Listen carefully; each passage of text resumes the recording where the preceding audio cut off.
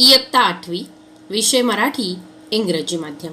आज आपण आपल्या पाठ्यपुस्तकातील पाठ आम्ही हवे आहोत का, शांता शेळके.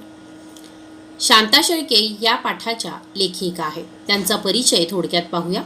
शांता शेळके 1922 ते 2002 प्रसिद्ध कवयित्री, गीतकार, लेखिका. शांता शेळके यांनी जवळपास 100 पुस्तके लिहिली आहेत. त्यांची वर्षा, रूपसी, जन्मजान्हवी, पूर्वसंध्या, इत्यर्थ हे कविता संग्रह, तोच चंद्रमा, कळ्यांचे दिवस हुळण्याच्या राती, चित्रगीते, शब्दांच्या दुनियेत, पावसाच्या आधीचा पाऊस, सस्मरणे हे लेखसंग्रह, मुक्ता, गुलमोहर, काचकमळ हे कथासंग्रह इत्यादी पुस्तके प्रसिद्ध आहेत. आळंदी येथे भरलेल्या 69व्या साहित्य संमेलनाचे अध्यक्षपद त्यांनी भूषवले. प्राण्यांच्या इस्पितळात मारलेल्या फेरफटक्याचे आणि माणसाच्या प्रेमासाठी आसुसलेल्या प्राणीविश्वाचे चित्रण या पाठात पाहायला मिळते. प्रस्तुत पाठ आनंदाचे झाड या ललित संग्रहातून घेतला आहे. आता आम्ही हवे आहोत का, मतलब क्या किसी को हमारी जरूरत है, असा हा प्रश्न आपल्याला विचारण्यात आला आहे. शांता शेळके यांनी प्राण्यांच्या इस्पितळात मतलब एनिमल्स के हॉस्पिटल में उन्होंने जो एक विजिट किया था और वहाँ पर उनको जो अनुभव आए, उस अनुभव को इस पाठ के माध्यम से हमारे सामने लाया गया है. मुंबईच्या परळ भागात एक इस्पितळ आहे. ते आहे जनावरांचं इस्पितळ. मुंबई का जो एक परल नाम का इलाका है, वहाँ पर एक एनिमल्स का हॉस्पिटल आहे. इस्पितळ म्हणजे अस्पताल, हॉस्पिटल. ते आतून बघायचं असं माझ्या मनात आलं. खूप दिवसापासून होतं. एकदा तो योग आला. लेखिका जो है उनको ये हॉस्पिटल अंदर से देखना था और एक दिन वो समय आ गया. कमानीच्या आत तर सहज प्रवेश मिळाला. उजवीकडे एक छोटीशी इमारत दिसते.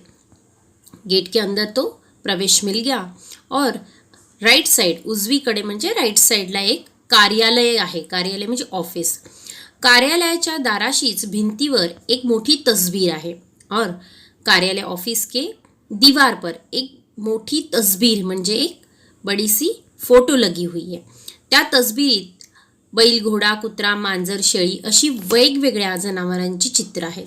और उस तस्वीर में मतलब उस फोटो में बैल, घोड़ा, कुत्रा, बिल्ली, बकरी ऐसे अनेक पिक्चर्स है. खाली एक छोटंसं पण मनाला भिडणारं वाक्य है और उसी फोटो के नीचे एक वाक्य लिखा हुआ है और वो वाक्य है, आम्हाला तुमची गरज आहे. तुम्हाला आम्ही हवे आहोत का, मतलब हमें आपकी ज़रूरत है क्या आपको.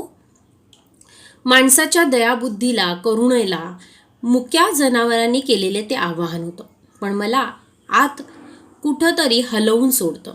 आता मी कार्यालयात पाऊल टाकते. अब ये जो मूक जनावर मतलब जो ना बोलने वाले प्राणी है, त्यांना मराठीमध्ये मूक जनावर असं म्हणतात. त्यांनी केलेलं हे आह्वान होतं. जैसे उन्होंने एक हमें आह्वान किया था, चैलेंज किया था कि हमें आपकी ज़रूरत है. तो ये जो था इमोशनली लोगों को हिला देने वाला था और ऐसे ही लेखिका के साथ भी हुआ. माणसाच्या दयाबुद्धीला मतलब हमारे अंदर जो दया है, करुणा है, उसको ये आवाहन करता है.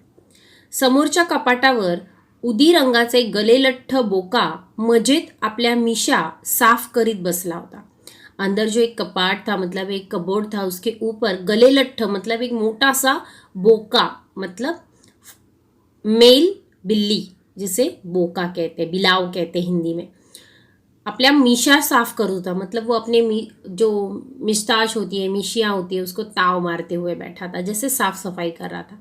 मला बघताच तो कपाटावर उडी मारतो आणि साहेबाच्या टेबलावर येऊन बसतो. और मुझे देखते ही उसने वहाँ से एक जंप लगाई. उड़ी मारतो मतलब वहाँ से उसने एक जंप लगाई और जो साहब थे उनके टेबल पर आकर बैठ गया. यहाँ पर एक रंग दिया है, उदी रंगाचा एक गलेलठ्ठ बोका. उदी रंगाचा म्हणजे ग्रे कलर का.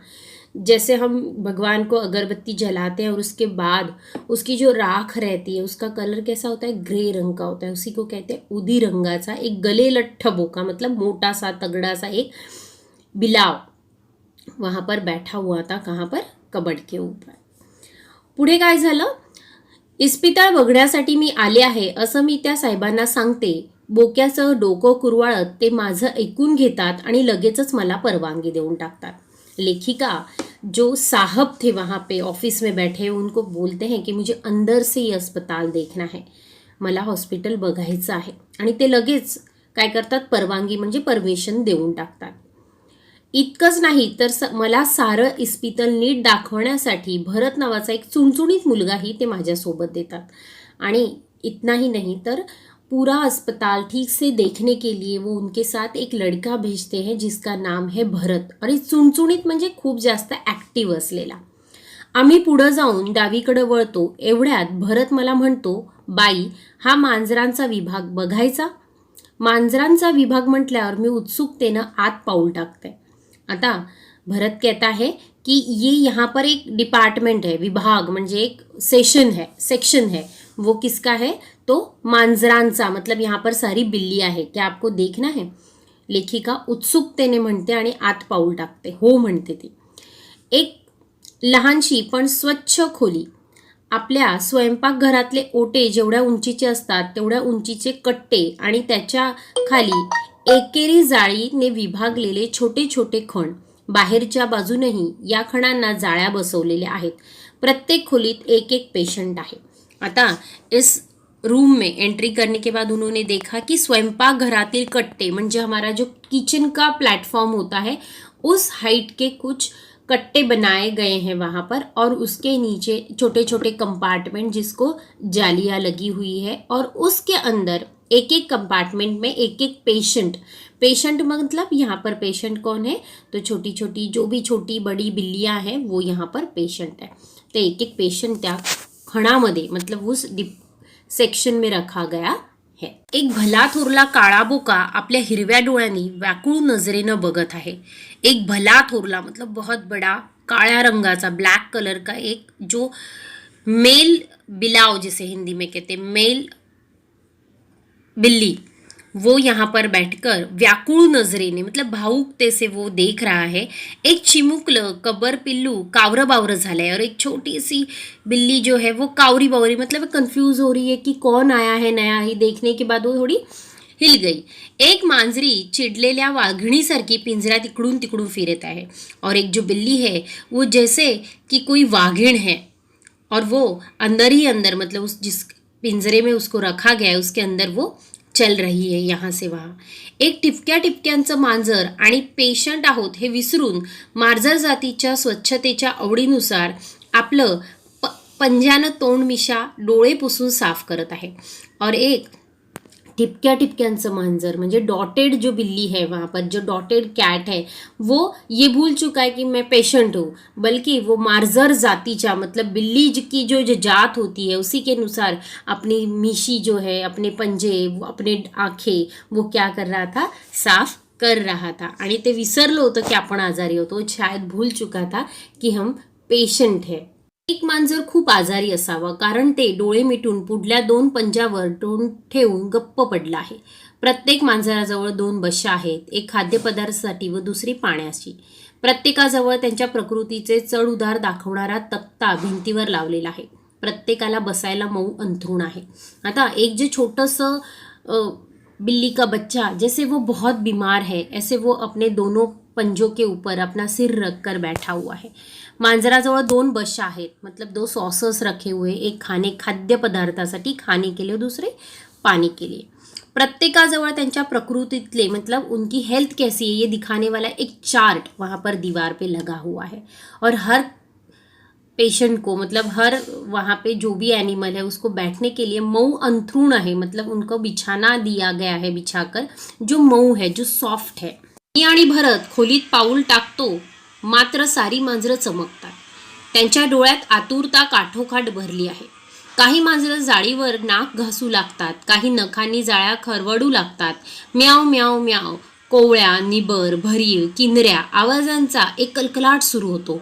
प्रत्येक मांजर आपल्या परीनं माझं लक्ष वेधून घेण्याचा प्रयत्न करीत आहेत. प्रत्येकजण जणू म्हणत आहे, मला इथं फार एकटं वाटतंय, जरा मला माझ्याकडे या हो, मला कुरवाळा. अब जैसे ही लेखिका और भरत इस रूम में अपना पैर रखते ही वैसे ही सभी जो बिल्लियां हैं वो चमक उठती हैं। उनको एक अलग सा अट्रैक्शन वहाँ पर होता है और उनके मन में जो आतुरता होती है, जैसे कोई आया है हमें लेने के लिए, इस पिंजरे से बाहर निकालने के लिए, ऐसे उनकी मन की अवस्था हो जाती है। काही मांजरं जाळीवर नाक घासू लागतात।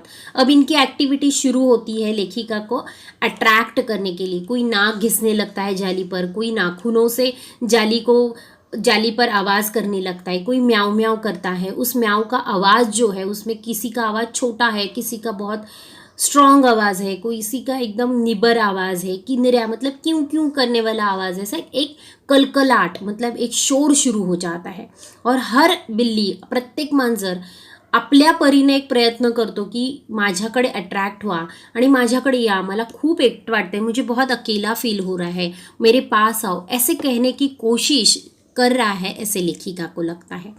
मी जाळीच्या छिद्रातून बोट घालून कुणाचं डोकं खाजवते, कुणाचा गळा खाजवते, तर कुणाचे मान कुरवाळते। मांजर खुश होतात, पोटातून गुरगुर आवाज काढून समाधानाची पावती देतात। लेखिका उनके पास जाती है, किसी के सिर पर हाथ घुमाना, किसी के गले पर हाथ घुमाना, किसी के पेट पर हाथ घुमाना, और सारी जो बिल्लियाँ हैं बहुत ज़्यादा खुश हो जाती है और जैसे उनको एक सैटिस्फैक्शन मिला है ऐसे गुरगुर आवाज़ करते हुए वो दर्शाती है। आता माझं लक्ष एका गोष्टीकडे जातं।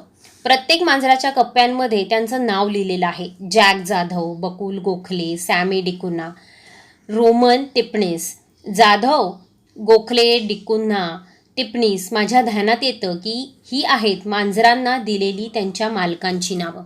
अब लेखिका का एक ध्यान एक हो जाता है कि हर पेशेंट के यहाँ पर उनका अपना नाम लिखा हुआ है। जैसे हम इंसानों को नाम होते हैं वैसे ही उनका भी नाम दिखाई दे रहा है, जैक जाधव, बकुल गोखले। फिर लेखिका को समझ में आता है ये शायद उनके जो मालिक है उनके नाम यहाँ पर लिखे हुए हैं। जाधव, गोखले, टिपणीस इत्यादी मंडळींचा डोळ्यांनी निरोप घेऊन मी बाहेर पडते। मला निरोप देताना पुन्हा एकदा म्याऊचा गजर होतो। भेटीला आलेला माणूस परत जायला निघाला म्हणजे इस्पितळाच्या पेशंटच्या चेहऱ्यावर जी खिन्नता दिसते तीच या मांजरांच्या चेहऱ्यावर मला दिसली। घरी लाड करून घ्यायची सवय झालेल्या या मांजरांना इथं विलक्षण एकटं एकटं वाटत असलं पाहिजे। अब लेखिका जब जा रहे थे तो उनको पता चला कि सारी बिल्लियाँ जो थी फिर से म्याऊ म्याऊ करने लगी। और जब वो म्याऊ म्याऊ करने लगी तब लेखिका को लगा कि जैसे कोई इंसान पेशेंट होता है, हॉस्पिटल में एडमिट होता है और वो उसे देखने के बाद जब कोई रिलेटिव्स रिटर्न जाते हैं तब उसके चेहरे पे जो भाव होते हैं सेम भाव उन बिल्लियों के चेहरों पर, उनके आवाज़ में लेखिका ने महसूस किया। घर पर बहुत ज़्यादा प्यार लाड़ प्यार होता होगा और यहाँ पर ये बहुत ज़्यादा अकेली, विलक्षण एकटं म्हणजे बहुत ज़्यादा अकेलापन ये लोग महसूस कर रहे हैं, ऐसे लेखिका को लगा। या मांजरांना औषध पाणी माणसासारखं करतात का रे, मी भरतला विचारलं। तर असं म्हणून भरत सांगतो त्यांचं खाणं पिणं पथ्याचं असतं बाई। एकदम भरतला काहीतरी आठवतो। तो मला म्हणतो बाई शेजारी कुत्र्यांचा विभाग आहे, तिथे जाऊया जरा। अब लेखिका भरत को पूछते हैं कि जैसे इंसान को दवा पानी दिया जाता है क्या उसी तरह इनको भी। तब भरत कहता है जी एकदम, इनको भी उनका डाइट प्रॉपरली फॉलो होता है, उनका जो शेड्यूल है उस तरह से दिया जाता है। पथ्य पाणी म्हणजे काय, त्यांचं डाएट जे असतं ते, औषध पाणी पण त्यांना वेळेवर दिलं जातं।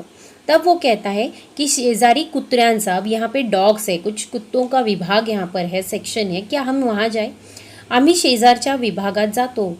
बघते तर खरंच एक भली दांडगी अतिशय देखणी कुत्री तिथं निजलेली दिसते। जवळच एका टोपलीत तिची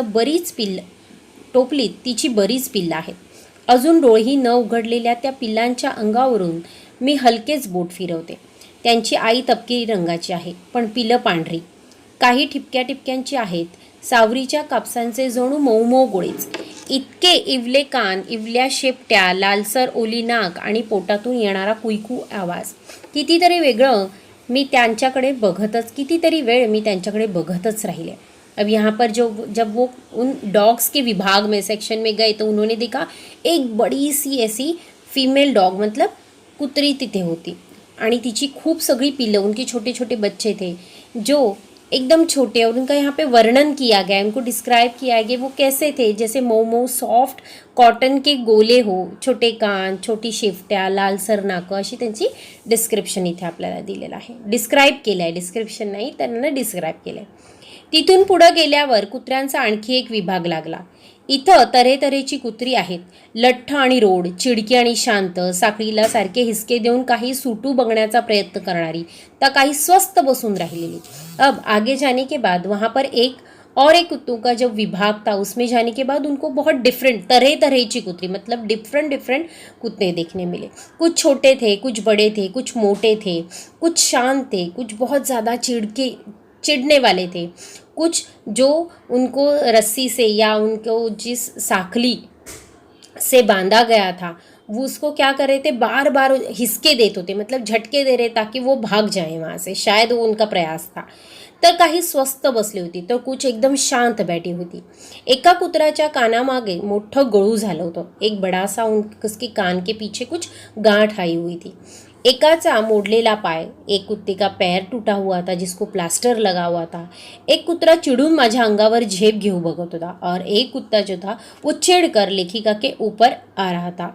मी दचकून मागं सरकले, मैं डर कर पीछे हो गई. भरत त्याच्यावर खेकसतो, झेन्या चुप, असं नाही करायचं, आपल्या पाहुण्या आहेत त्या. झेन्या चुप, मतलब उस कुत्ते का नाम था झेन्या, और उसको डांटा गया कि तू चुप बैठ, ये हमारे मेहमान है. पाहुण्या म्हणजे मेहमान. झेन्या जणू समजल्यासारखं चुप बसतो. आता भरत जसं बोलल्या, जैसे ही भरत ने आवाज दी वैसे वो चुप हो गया. दुसरा एक कुत्रा सारखा झेप घेऊ लागतो, पण तो अंगावर तुटून पडण्यासाठी नव्हे तर पुढचे पंजे जुळून मला नमस्कार करतो. झेन्या रागीट तर हा एकदम सालस. भरत म्हणतो, आल्या गेल्या सर्व लोकांना असा नमस्कार करतो बाई. आता झेन्या कसा होता, एकदम रागीट, तर हा कसा होता, एकदम शांत. प्रत्येक जो भी कोई आता था उसको ये नमस्कार करता था, असं त्याने सांगितलं. मी भरतला विचारते, इथं आणखी कोणते प्राणी येतात रे?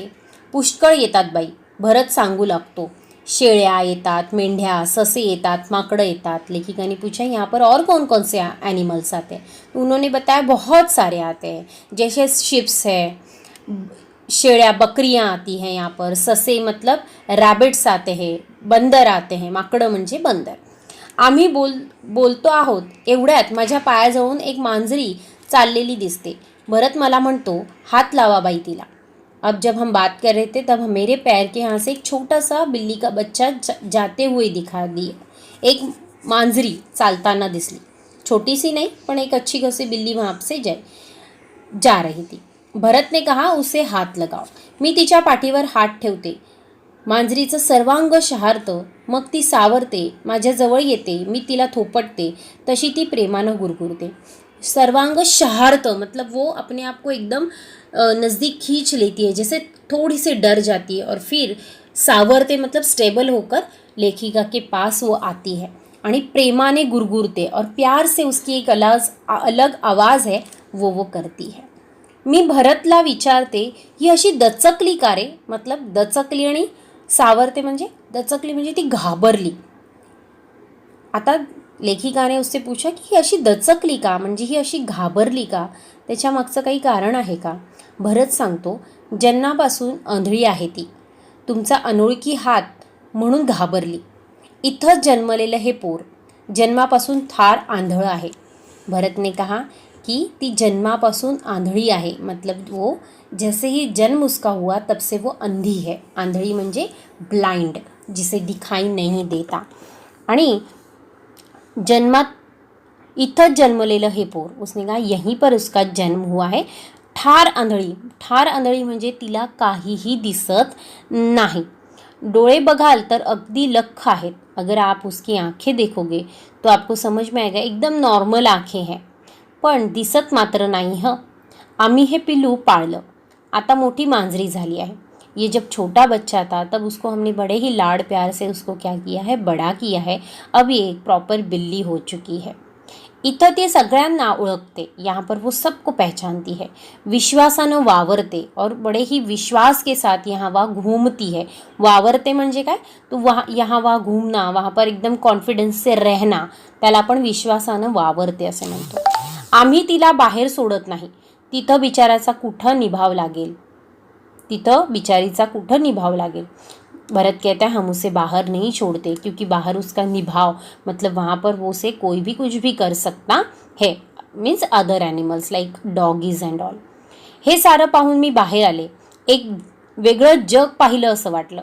का कुणास ठाऊक आत शिरताना जे वाक्य वाचलं होतं ते पुन्हा पुन्हा डोळ्यासमोर येत होतं, आम्हाला तुमची गरज आहे, तुम्हाला आम्ही हवे आहोत का। आता लेखिका वहाँ से जब बाहर आई तो उनको ऐसे फील हुआ जैसे एक वेगळं जग पाहिलं, एक अलग ही दुनिया उन्होंने देखी थी। आज शिरताना जे वाक्य वाचलं मतलब अंदर जाते वक्त उन्होंने जो वाक्य एक पढ़ा हुआ था कि हमें आपकी ज़रूरत है, आम्हाला तुमची गरज आहे, तुम्हाला आम्ही हवे आहोत का, मतलब क्या आपको हमारी ज़रूरत है, क्या हम आपके साथ रह सकते हैं। ऐसे जैसे एक हमारी भावनिकता को किसी ने आह्वान किया है, किसी ने चैलेंज किया है, किसी ने कहा है कि हमें आपकी ज़रूरत है, हमें आपके पास रखो, ऐसे उनको लग रहा था। और इसीलिए उन्होंने जब वो पूरी दुनिया देखी, मतलब वो अस्पताल देखा, वहाँ के छोटे छोटे प्राणी देखे, तब वो बहुत ज़्यादा भावनिक हो गए। अशा प्रकारे हा पाठ पाहिला आपण। धन्यवाद।